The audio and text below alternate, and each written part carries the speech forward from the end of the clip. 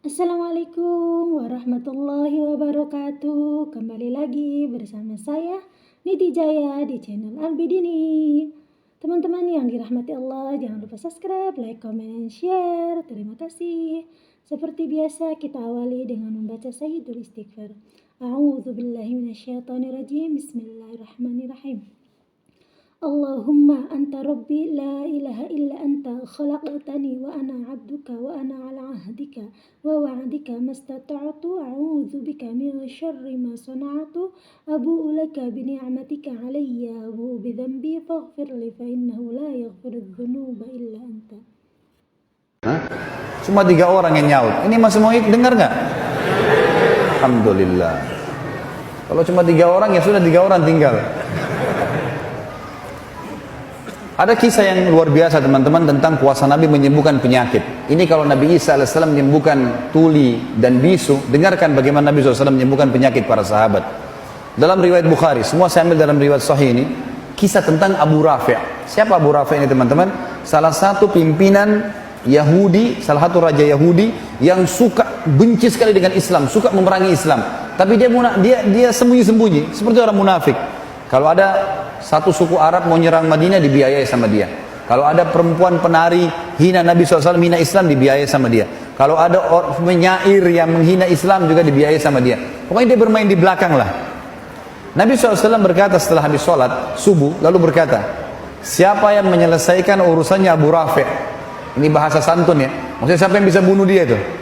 Ini orang buat masalah nih. Sedikit-sedikit ada pasukan nyerang, biaya Abu Rafi'. Sedikit ada wanita menghina Islam, Abu Rafi' di belakangnya. Penyair, Abu Rafi', semua Abu Rafi' di belakangnya. Nabi SAW bilang, siapa yang bisa bunuh ini? Seorang sahabat Nabi bernama Abdullah bin Abi Atiq radhiyallahu anhu, sahabat Nabi yang mulia. Ibnu Hajar menyebutkan dalam Fathul Bari, Sahih Bukhari, beliau mengatakan, Abdullah bin Abi Atiq radhiyallahu anhu ini punya pandangan mata yang rabun. Zaman dulu nggak ada kacamata kan? Jadi mungkin punya minus gitu. Jadi agak rabun matanya. Dia mengatakan, saya Rasulullah, saya akan menyelesaikan urusannya. Kata Nabi SAW, baiklah, pergi bawa beberapa temanmu. Abdullah bin Atiq mengajak beberapa temannya, tidak disebutkan jumlahnya, mereka pergi. Tiba di benteng Abu Rafi' malam hari. Kebetulan Abdullah melihat bentengnya ini dijaga oleh beberapa orang dan cuma satu pintu. Dan ini penjaga benteng menghafal mukanya orang yang dalam benteng. Jadi nggak bisa orang asing masuk. Malam sudah ditutup. Maka teman-teman Abdullah mengatakan, kami mau istirahat dulu, hai Abdullah. Izinkan, silakan istirahat di seberang benteng gitu. Abdullah bilang, saya mau lihat dulu, siapa tahu ada jalan untuk masuk. Subhanallah, waktu teman-teman Abdullah pada ketiduran, tiba-tiba saja pintu gerbang benteng dibuka, keluar dari benteng perempuan, anak-anak bawa obor, ribut, suara gemuruh. Ternyata terdengar karena mereka menggunakan bahasa Arab juga waktu itu, orang-orang Yahudi, karena mereka tinggal di Jazirah Arab. Maka mereka si Abdullah dengar, mereka bilang, untanya raja kami Abu Rafi' sedang hilang, carilah. Jadi rupanya untanya hilang, dicari sama masyarakatnya, mereka keluar semua. Abdullah melihat ini kesempatan. Kalau dia bangunkan temannya lama lagi, dia jalan sendiri. Dia bilang, saya pun menyelip di antara orang-orang yang masuk, sampai akhirnya saya masuk ke dalam benteng. Begitu masuk dalam benteng, dia bilang, saya sembunyi di kandang keledai. Ada kandang keledai, dan keledai ini hewan teman-teman sekalian. Kalau dia mau ngomong, dia bersuara, kalau tidak, dia tidak bersuara. Walaupun ada bom di sebelahnya. Jadi keledai agak berbeda gitu. Dia sembunyi di sebelah keledai ini tidak mau teriak, tidak mau suara kalau dia merasa tidak perlu gitu. Kalau dia bersuara juga buruk. Kata Allah, inna angkaral aswati la sautul hamir, gitu kan. Suara yang paling buruk suaranya keledai. Kata Abdullah, saya sembunyi di kandang keledai. Sampai orang semua sudah masuk, penjaga benteng sudah merasa aman, dia mencantolkan pintu gerbang, lalu mereka pun pergi tidur. Setelah aman, saya pun membuka pintu gerbang, kemudian saya cantolkan dengan batu supaya saya bisa lari. Lalu saya mulai mencari di mana rumahnya Abu Rafi'. Saya melihat ada 2 lantai, ada ruangan 2 lantai. Lantai yang di atas ini ada penerang, ada lampu. Zaman dulu orang pakai sumbu, gitu kan. Lalu kemudian terdengar di sana suara orang-orang mengatakan Abu Rafi', Abu Rafi'. Maka saya tahu itu adalah rumahnya Abu Rafi'. Di sebelah rumah Abu Rafi' ada rumah-rumah juga pakai pintu dan ada cantolan-cantolannya. Kayak sekarang kita zaman dulu tuh ditaruh terus digembok dari luar gitu kan. Dia bilang begitu sudah dipadamkan lampu sumbunya, semua orang sudah masuk ke rumah-rumah di sebelah. Saya pun naik ke lantai 2, lalu saya menutup semua pintu-pintu itu. Lalu kemudian saya buka pintunya rumahnya Abu Rafi', lalu saya mengatakan, Abu Rafi', Abu Rafi ini hafal suara teman-temannya dan sudah gelap. Kata Abu Rafi, siapa itu? Abdullah bilang, begitu saya dengar suara mengatakan dari satu arah, siapa itu? Saya ke sana, saya tebaskan pedang saya, kemudian saya lari keluar. Karena matanya agak gelap dan gelap juga ruangan. Saya ingin melihat cahaya langit yang masih ada di malam hari gitu kan.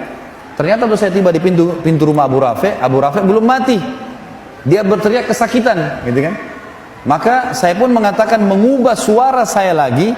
Lalu saya mengatakan, ada apa wahai Abu Rafi? Abu Rafi bilang, ada orang yang berusaha bunuh saya. Kata Abdullah, begitu saya dengar suara di arah suaranya dia, saya mengejar lalu saya tebas lagi dengan pedang.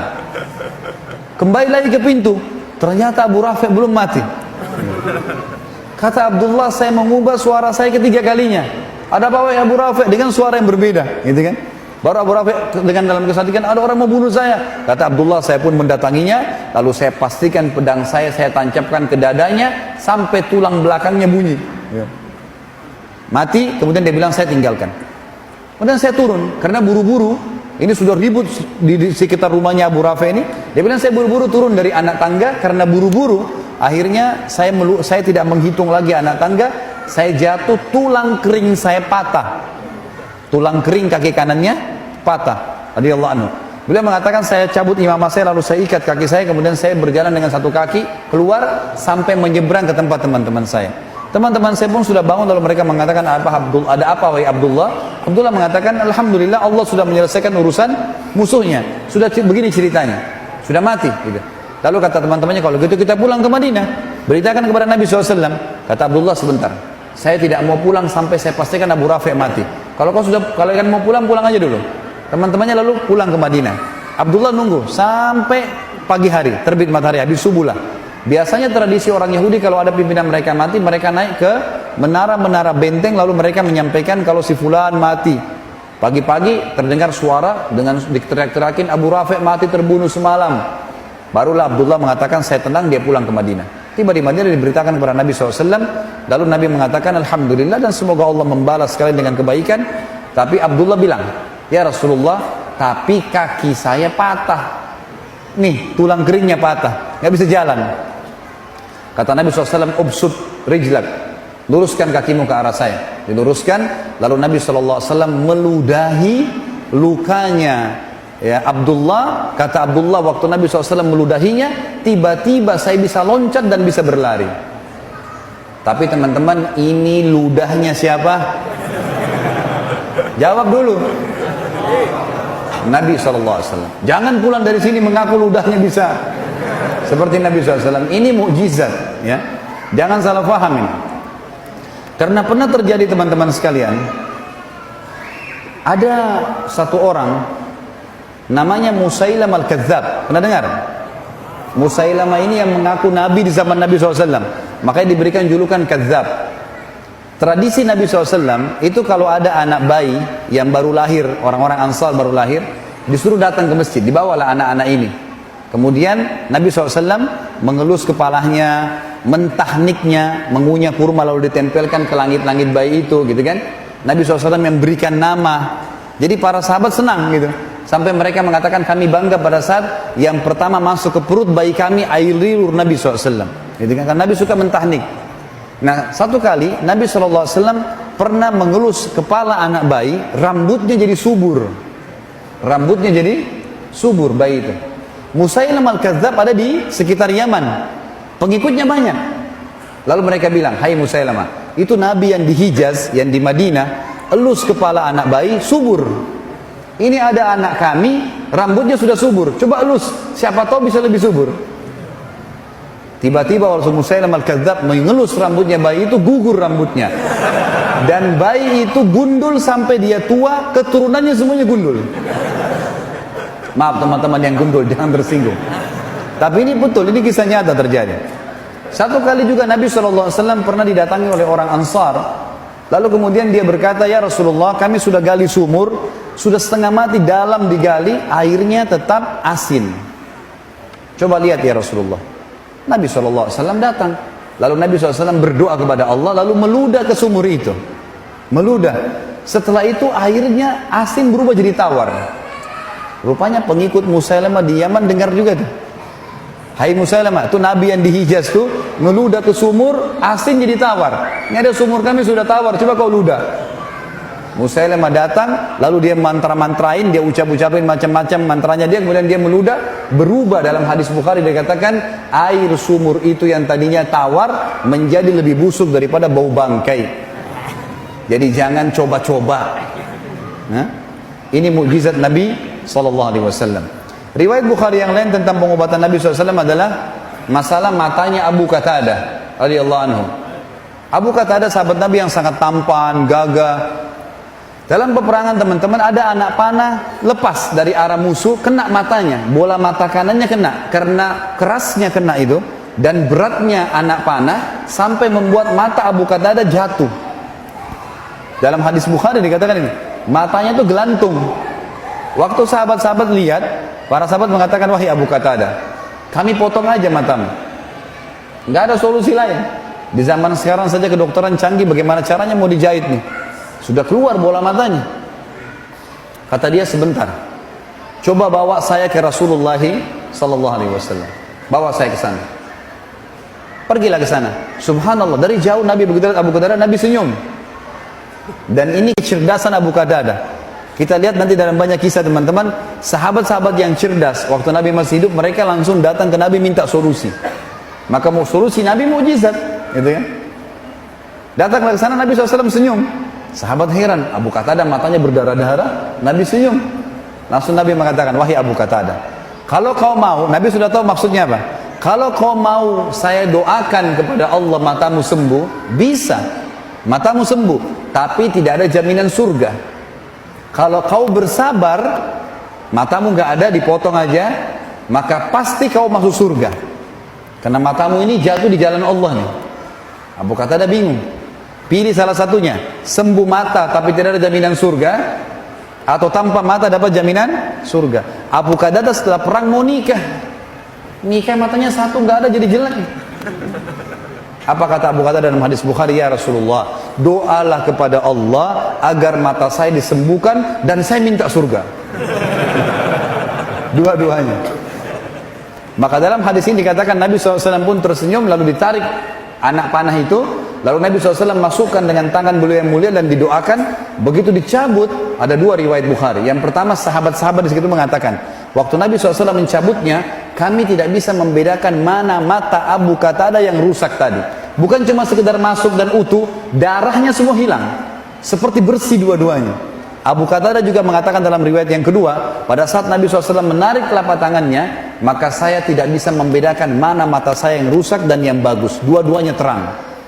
Ini kuasa Nabi SAW dalam menyembuhkan penyakit. Kira-kira lebih hebat ini atau lebih hebat orang tuli disembuhkan? Nabi Isa AS hebat, tapi jangan lupa Nabi SAW juga punya mukjizat. Ini banyak tidak diketahui oleh kaum muslimin. Kemudian teman-teman sekalian, kita pindah kepada kuasa Nabi SAW terhadap air. Tinggal beberapa poin ya. Ini teman-teman sekalian pernah terjadi dalam hadis Bukhari di Hudaybiyah. Hudaybiyah, sebuah wilayah sekitar 80 km dari Mekah. Kalau teman-teman sekarang lagi umrah atau haji, bisa minta kepada travelnya, tolong mampirin kami di wilayah Hudaybiyah. Hudaybiyah itu kebanyakan padang pasir teman-teman, dan di situ banyak peternakan unta. Jadi ke Hudaybiyah itu biasanya orang untuk beli susu unta, dan untuk melihat daging unta di situ ya. Kadang-kadang orang membeli dagingnya kalau mereka habis sembeli dan seterusnya. Ringkas cerita seperti itulah. Hudaybiyah ini tepat di perbatasan wilayah haram. Jadi kalau masuk Hudaybiyah berarti keluar dari wilayah haram. Nabi SAW pernah mau umroh pada saat itu 1.400 orang ditahan oleh Quraisy, nggak bisa, gitu kan? Maka terjadilah kesepakatan Hudaybiyah. Ringkas cerita, waktu itu mereka kehabisan air, 1.400 orang kehabisan air. Kata Jabir radhiyallahu anhu, kami membawakan seember air untuk Nabi SAW untuk wudu. Nabi sudah mau pulang ke Madinah, kehabisan air, sudah nggak ada air, tapi Nabi nggak tahu. Dibawalah air untuk wudu, lalu semua sahabat 1.399 berkumpul. Nabi SAW tanya, kenapa kalian kumpul di sini? Kata mereka, kata Jabir radhiyallahu anhu, ya Rasulullah, kami kehabisan air, nggak ada air. Jangankan untuk wudu, untuk minum nggak ada, habis. Di sekitar sini nggak ada air. Air terakhir tinggal di ember anda ini. Anda selesai pakai, kami akan berebut. Maka kata Jabir radhiyallahu anhu, ini saksi bahasan teman-teman, mukjizat yang luar biasa. Maka kata dia, kami menyaksikan baginda Nabi SAW meletakkan telapak tangannya ke dalam ember dan tangannya mengeluarkan air ya non-stop sampai kami semuanya minum, sampai dahaga kami hilang, semua kendi-kendi air kami dipenuhi dan air masih mengalir dari jari telunjuk Nabi SAW. Ini yang saya bilang tadi teman-teman, kalau Nabi Nuh AS berdoa kepada Allah turun hujan dari langit dan keluar air dari bumi, Nabi SAW keluarkan dari telapak tangannya air. Mujizat dari Allah Subhanahu Wa Taala. Ini kuasa yang luar biasa. Dan kata Jabir, jumlah kami waktu itu 1.400 orang dan semuanya berhasil minum dan juga memenuhi kendi-kendi airnya. Teman-teman sekalian, kisah mujizat yang saya bahasakan mungkin terakhir ya, yang kita sebutkan insya Allah pada malam ini adalah kuasa Nabi SAW terhadap makanan. Ini juga diriwayatkan oleh Imam Bukhari. Kisah Jabir radhiyallahu anhu di perang Ahzab atau perang Khandaq, Parit, ya. Waktu Nabi SAW mendengarkan Quraisy keluar dengan 10.000 orang, seluruh suku-suku Arab yang kafir, berikut dengan Yahudi, Kainuqa dan Nadhir dari Khaybar, semuanya ikut untuk memerangi Nabi SAW dan ingin membagi-bagi Madinah dengan 10.000 penunggang kuda. Ini penunggang kuda ini sama dengan tank sekarang ya. Memang betul-betul habis Madinah pada saat mereka masuk kalau secara hitung-hitungan militer pada saat itu.